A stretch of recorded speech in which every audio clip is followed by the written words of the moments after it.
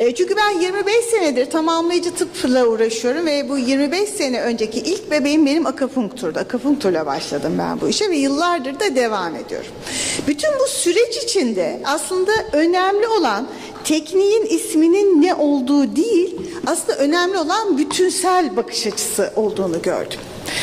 Bu bütünsel bakış açısı neden bizim için çok önemli? Şimdi dişlerin vücudu etkilemek için pek çok yolu var arkadaşlar. Sinirsel, toksik, alerjik, bakteriyel, fasyal, enerjitik pek çok yolumuz var. Ve bunlar aynı yollarla vücudu etkilediği gibi vücuttan da etkileniyor. Bu nasıl oluyor diye bakarsak çok basit olarak hepimizin okulda, fakültede öğrendiği sinirsel yoldan çok ilk başta bahsetmek istiyorum. Nervus trigeminus'un 4 tane çekirdeği vardır. Yani bizim bölgemizi ilgilendiren sinirin 4 tane çekirdeği vardır. Bunlardan bir tanesi motor çekirdektir ki en çok bahsedilen, en çok kullanılandır. Diğerleri mezensefelik, sensöryel ve spinal çekirdeklerdir. Bu spinal ve sensöryel çekirdekler nervus trigeminus'un haricinde nervus vagus ve nervus glossofaringeus'tan bütün duyuları alır. Nervus vagus dediğimiz zaman alt batın, glossofaringeus dediğimizde de üst batından bahsediyoruz. Fasyal sinirinde bütün şeyleri buraya gelir. Yani vücuttaki hemen her şeyin, her bölgenin sensitif duyuları nervus trigeminus'a gelir. Ve doğal olarak da aşağıya doğru inerken de bunlara cevaplar da aynı yolak üstünden gider. Bu da vücudun bütün duyularından çenenin, dişlerin, nervus trigeminus'un haberdar olması anlamına gelir. Bu bağlamda sempatik sinir sistemini incelediğimizde de nervus trigeminus'un sempatikler üzerinden pek çok iç organla bağlantılı olduğunu görüyoruz. Örneğin kalp, akciğer, özofagus, mide, ince bağırsak, çıkan kolon ve karaciğerin birebir nervus trigeminus'la sempatikler üstünden ilişkide olduğunu görüyoruz. Bu da bizim bölgemizdeki herhangi bir problemin sadece sinirsel bağlantıyla bile çok uzak bölgelere gitmesini ve tekrar oralardan da bizim bölgemizde yansıma yapmasına neden oluyor. Bu nedenle de bizim için son derece önemli bütünsel bakış. Kronik inflamasyon. En büyük gördüğümüz, en sık, en uzun vadeli gördüğümüz kronik inflamasyon alanlarından bir tanesidir ağız ve diş çene kompleksi. Önce bağırsak florası, arkasından da ağız ve diş kompleksi kronik inflamasyonun en sık ve uzun vadeli görünen bölgelerinden bir tanesidir. Sonuç olarak da ağızdaki her şey vücuda yansır, vücuttaki her şey ağıza yansır.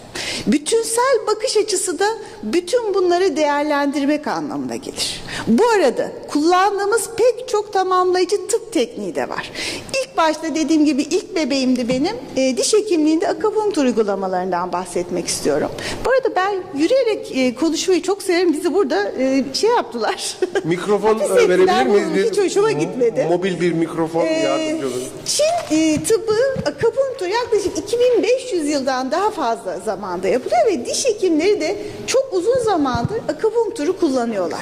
Ben diş hekimliğinde akupunktur diye yazdığımda yaklaşık 9280 tane yayın olduğunu gördüm. Sadece diş hekimliğinde akupunktur üstüne. Lütfen.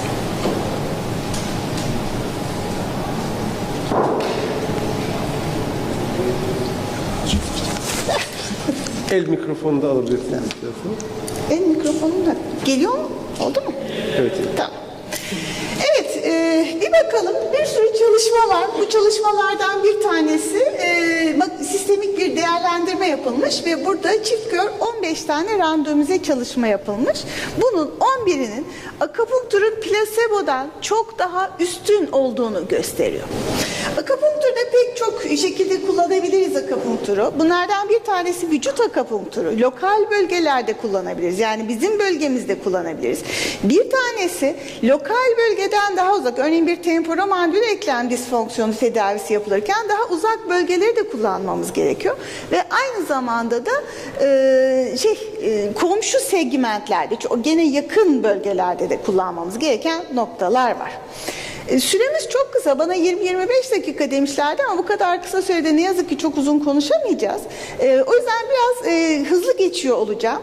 Örneğin bir lokal anesteziklerin yerini tutabilir mi akupunktur analjisi diye bir çalışma yapılmış ve bu çalışmada lokal anesteziklerin çok daha hızlı etkilediğini görmüşüz. Bir başka çalışma temporomandibüler eklem hastalıkları üstünde. Temporomandibüler eklem son derece özel bir eklemdir ve bu eklem çok farklı yerlerden etkilenir. Bu nedenle temporomandibüler eklem üstünde yapılan çalışmalarda akupunktur daha semptomatik yani kassal problemleri ortadan kaldıran bir tedavi yöntemi olarak görülüyor. Bunun üstünde daha uzun çalışmalara ihtiyaç vardır ve sadece akupunktur yaparak temporomandibüler eklemi tedavi edemeyeceğimiz ve daha fazla çalışma yapılması gerektiği de bir taraftan görülüyor. Ağız kuruluğu ile ilişkili çalışma yapılmış ve çeşitli hastalıklar dolayısıyla radyoterapi görmüş bazı kişilerde yapılmış bu çalışmalar.